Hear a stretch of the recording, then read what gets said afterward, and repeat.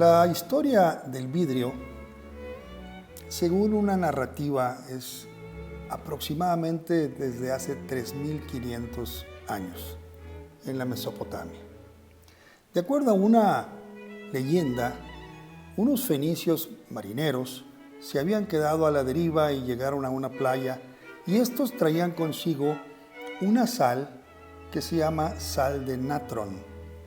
La sal de natrón se usaba en ese entonces para preservar cuerpos, para momificación.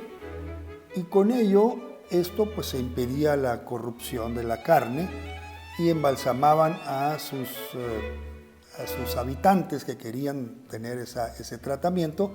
Así es que era muy popular la sal de natrón. Se dice pues que en aquel momento que hicieron una gran fogata, entró en contacto el calor con el natrón y eventualmente con la sílica de la arena de la playa.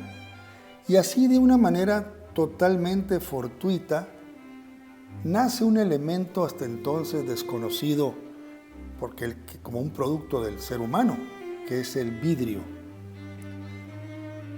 La combinación, por ejemplo, en el vidrio encontramos en una forma muy primitiva, como la obsidiana, formada por la solidificación rápida de la lava volcánica. Este vidrio, el vidrio que fue producto de la serendipia o de la casualidad, está formado por carbonato. Y este carbonato está hidratado de tal manera que se comporta de una manera muy particular cuando se mezcla con el calor y con estos otros elementos. En Mesopotamia, alrededor de más o menos, como habíamos dicho, 3.500 años, se encuentran los primeros indicios de fabricación de vidrio, mas fueron los egipcios hacia el año 1500 antes de Cristo quien realmente avanzaron en esta tecnología.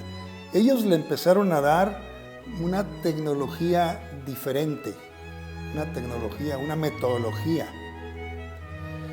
Usaban moldes y un proceso de enrollamiento en núcleos para dar forma a sus creaciones. Sin embargo, fue en el Levante mediterráneo, particularmente en Fenicia, donde se desarrolló el arte del soplado del vidrio circa antes de Cristo, un siglo antes de Cristo. Esta técnica revolucionaria permite la producción en masa de recipientes de vidrio.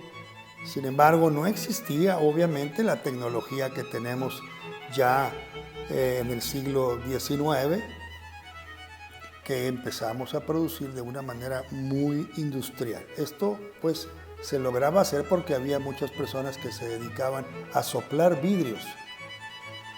Plinio el Viejo, en su obra Historia Natural, proporcionaba uno de los primeros relatos escritos sobre la fabricación del vidrio. Plinio mencionaba cómo el vidrio se hacía inicialmente en Siria y Fenicia, y también describe el proceso de fusión de la arena con el natrón.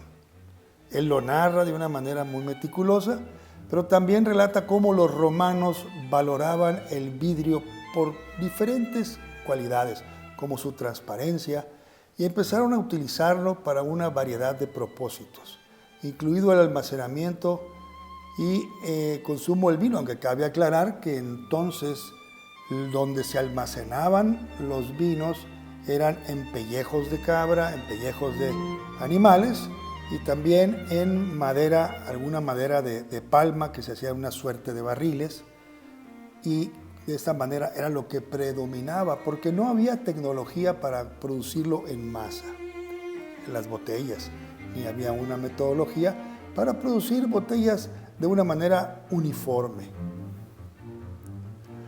Los comentarios de Plinio sobre el vidrio nos dan una visión de la apreciación romana por este material y su importancia en la vida cotidiana.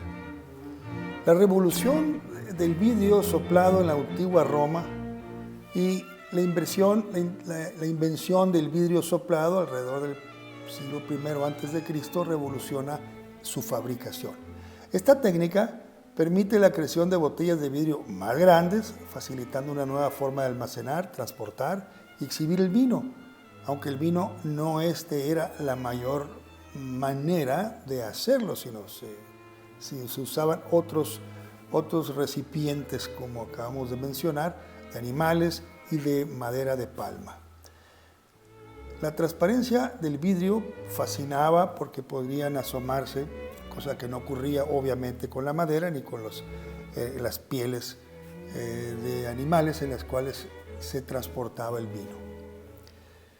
En la Edad Media existe en Murano, la isla de Murano, una generación de artesanos, los cuales llegaron a hacer de la producción del vidrio un culto y una manera secreta en la cual el vidrio se exportaba a otras partes del mundo, siendo sumamente codiciado el vidrio de Murano, a tal grado que se habían hecho edictos de que aquel que se fuera de la isla podría correr el riesgo de pena de muerte, igualmente aquellos que pasaran la tecnología.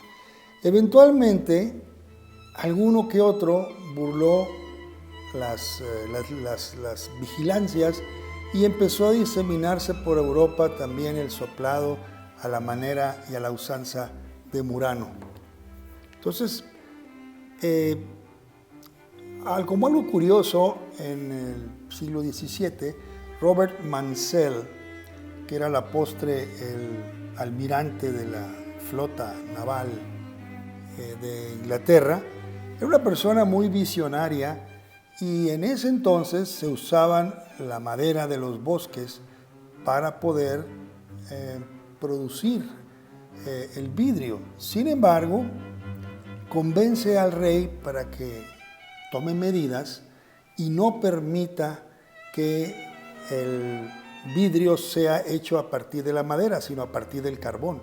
Con esta tecnología el carbón resultó tener un fuego mucho más intenso y él empieza a experimentar agregando algunos minerales como el manganeso, magnesio y logra tener un vidrio de una calidad increíble. Robert Mansell se le atribuyen varias especies de ideas muy exitosas que redundan en un vidrio de mucha mayor calidad, asimismo las pigmentaciones del vidrio muy adelantado a su época.